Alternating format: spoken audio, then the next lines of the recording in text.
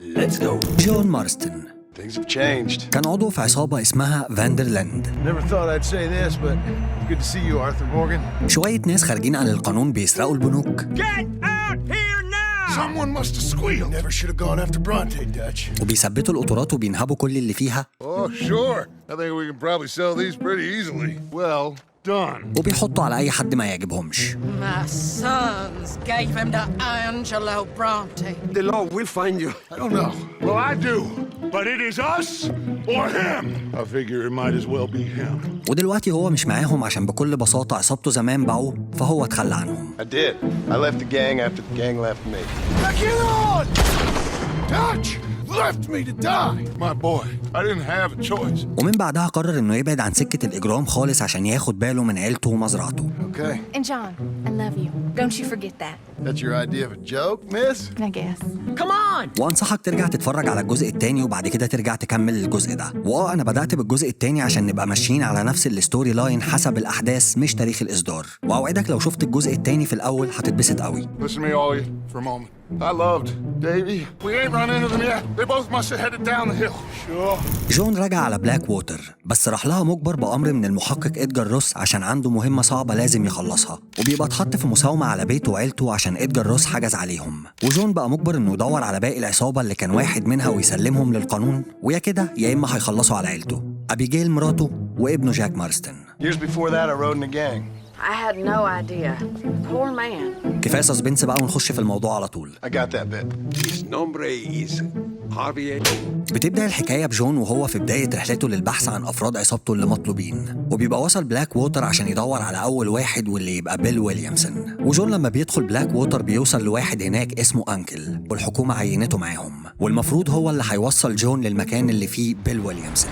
So it's Port Murphy you want to visit? That's right. Ain't taking nobody up to the port in a long time. Whoa there. Listen, mister, this here's what's left of Fort Mercer. Some gang rode in and took the place over. Bill, I've come for you. المهم ان انكل وهم ماشيين في السكه بيحكي لجون عن التطورات اللي حصلت في بلاك ووتر، وان التحضر بدا يزيد وبقى في عربيات وقطارات بتوصل المدن كلها ببعض وخطوط تليفونات وراحت في حته تانية خالص، وده اللي ضيق الحياه على العصابات وبقى مفيش مساحه للخارجين عن القانون انهم يتحركوا بحريه زي الاول. وبيحكي له عن بيل وبنعرف منه انه عايش في حصن دلوقتي وكون عصابته الخاصه وبقى الزعيم بتاعها. وبعد دردشه طويله في الطريق انكل بيوصل جون للمكان اللي عايش فيه بيل ويليامسون وبيسيبه وبيمشي. You have yourself a good time. وجون بينادي على بيل وبيتكلم معاه وبيقول له انه مش جاي على شر، وبيقنعه انه يسلم نفسه عشان مهما هرب كده كده هيتمسك. بس بيل مش بيجي معاه الكلام وبيقلل من جون وبيقلل من كلامه وبيديله رصاصه في جنبه وبيسيبه وبيدخل. وجون بيفضل مرمي على الأرض لحد ما بتعدي واحدة بتاخده معاها في العربية بتاعتها، ومن هنا الحكاية بتولع وجون بيتحول من واحد مش جاي على شر وعايز الدنيا تخلص من غير دم لواحد عايز ينتقم من عصابته القديمة من غير حتى ما يتفاوض معاهم ولا يعمل حساب للعيش والملح. بس قبل ما نكمل ما تنساش ان انت تعمل لايك عشان ده فعلا بيساعد، ولو اول مرة تشوفنا ما تنساش ان انت تعمل سبسكرايب وتفعل زر الجرس عشان يوصلك كل جديد. انا احمد فارس ودي قصة جون مارستن في ريد ديد ريديمشن 1، وعشان وقتي ووقتك His nombre is Javier. جون بيفوق من الغيبوبة اللي كان فيها وبنعرف ان اللي انقذته اسمها بوني ماكفالرين. Miss Bonnie McFarlane. وجون بيشكرها انها انقذت حياته، في المقابل بيساعدها هي وباباها في شغل المزرعة، وفي نفس الوقت علاقته معاهم بتبقى كويسة. Pleasure to meet you, Mr. Marston. وفي نفس الفترة اللي عاشها جون في مزرعة بوني كان بيفكر ازاي يلاقي طريقة يوصل بيها لبيل ويليامسون وباقي عصابته القديمة، وبرضه كان بدأ يفهم سياسة المدينة شوية واستنتج ان في بلاك ووتر مفيش حاجة هنا من غير مقابل، كل حاجة بمقابل بالذات المعلومات. You know, you should go pay the marshal a visit in Armadillo sometime. I'm sure he could help you deal with that nice Mr. Williamson. Yeah, I might just do that, Miss McFarlane. فجون لما استنتج كده أخد بعضه وراح على مركز الشرطة، وهناك اتعرف على ده مارشال جونسون الضابط اللي ماسك الدنيا في بلاك ووتر. وجون بيعرفه بنفسه وبعدها بيعرض عليه إنه هو يساعده في المقابل إنه يديله أي معلومة يقدر يحاصر بيها بيل ويليامسون. Can you help me? Do what I can.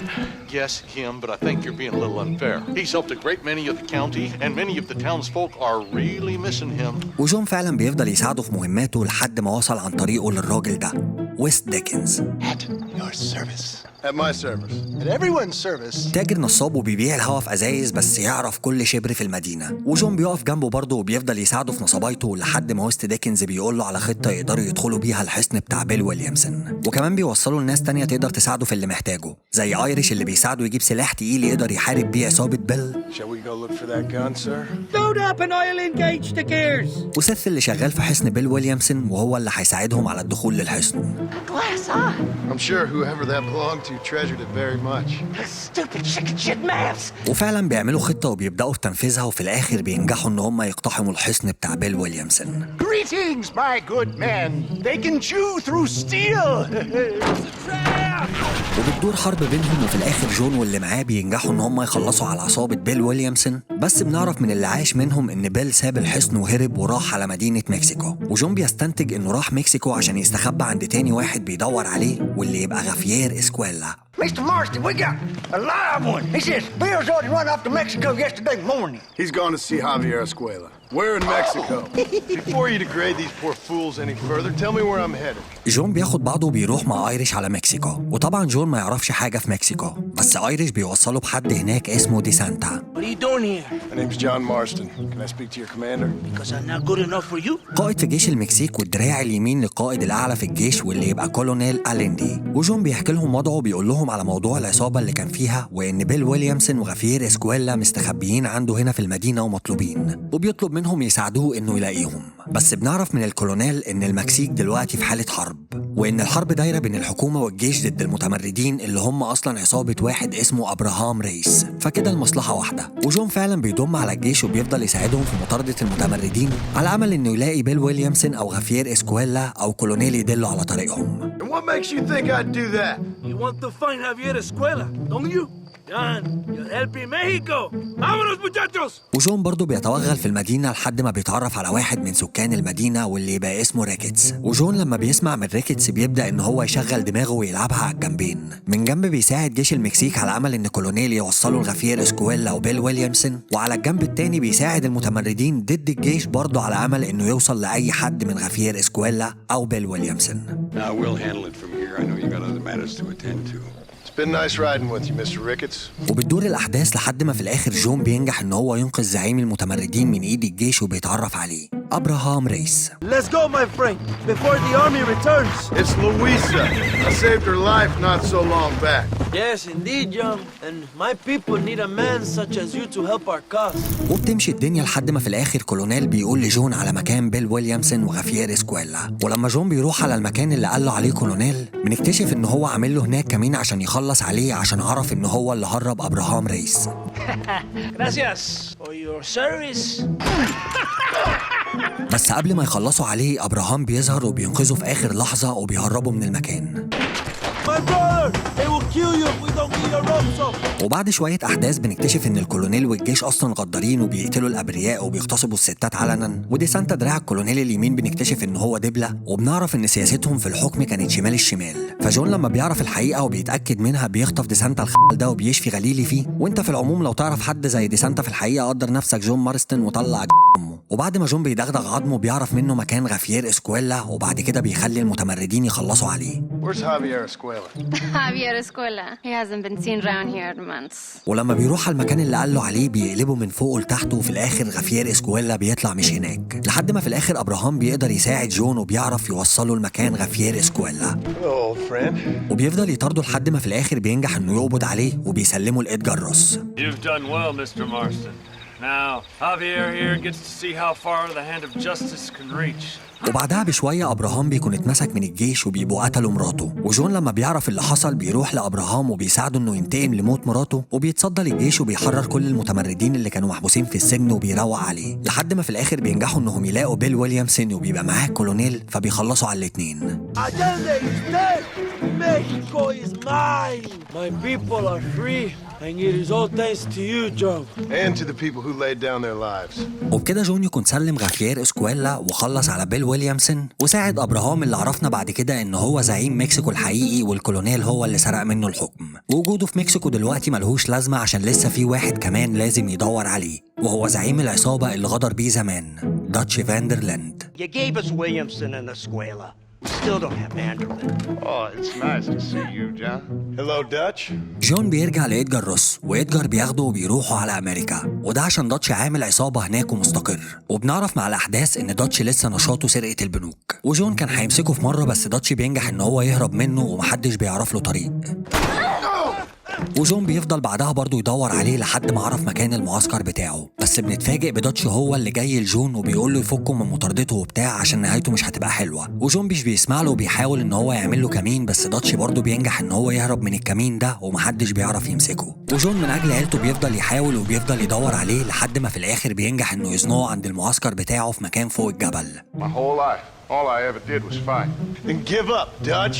I can't fight my own nature. وبعد خطاب طويل واعتاب في مين خان مين ومين عمل ايه في مين، بينط من فوق الجبل وبيموت كافر. Our time has passed. Yeah. وبكده جون مهمته تكون خلصت ونفذ اللي إدجار روس قال له عليه، مش ناقص بس غير ان إدجار يوفي بوعده مع جون ويرجع له عيلته. Where's my family? They were sent back to that Scrabble ranch of yours in Beecher's Hope. وفعلا جون لما بيرجع على المزرعة بيلاقي مراته وابنه مستنيينه، وبيرجع تاني يعيش حياته اللي كان بيحلم بيها في سلام في مزرعته والدنيا بتبقى تمام. وبعدها جون بياخد جاك ابنه على بلاك ووتر وبيعرفه على بوني ماكفالرين عشان يبدأوا يشتغلوا مع بعض، وبيبقى بينهم تعاملات تجارية كتير زي ما وعدها في الفترة اللي عاش معاهم فيها. وبتمشي الدنيا على هذا الأساس لحد ما في الآخر بنكتشف إن إدجار روس كسر وعده مع جون وقرر إنه يخلص عليه عشان ما يبقاش ولا واحد من عصابة فاندرلاند موجودين على قيد الحياة. Now listen, get out of here. You're coming with us, Paul. I'll catch up. فجون لما بيستوعب اللي بيحصل فبيهرب ابنه ومراته وبيستسلم للأمر الواقع وبيموت غدر على ايد ابن الأحبل اللي شبه الخنازير ده.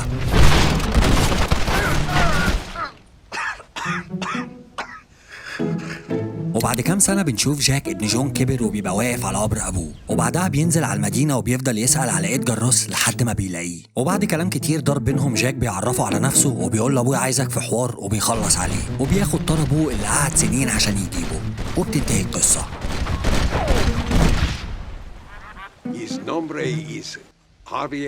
وشكرا لو وصلت لحد هنا في الفيديو. فلو عجبك الفيديو ما تنساش ان انت تعمل لايك، ولو عجبك قوي ما تنساش ان انت تعمل سبسكرايب وتفعل زر الجرس، ولو عجبك قوي فعليكوا على الكومنتات بقى. بص انا ماشي بعلاك. وما تنساش تتابعني على الانستجرام، هو معلهوش صور بس على طول هناك بنعمل استطلاعات رأي عن الحلقات اللي هتنزل في المستقبل. وبس كده، سلام.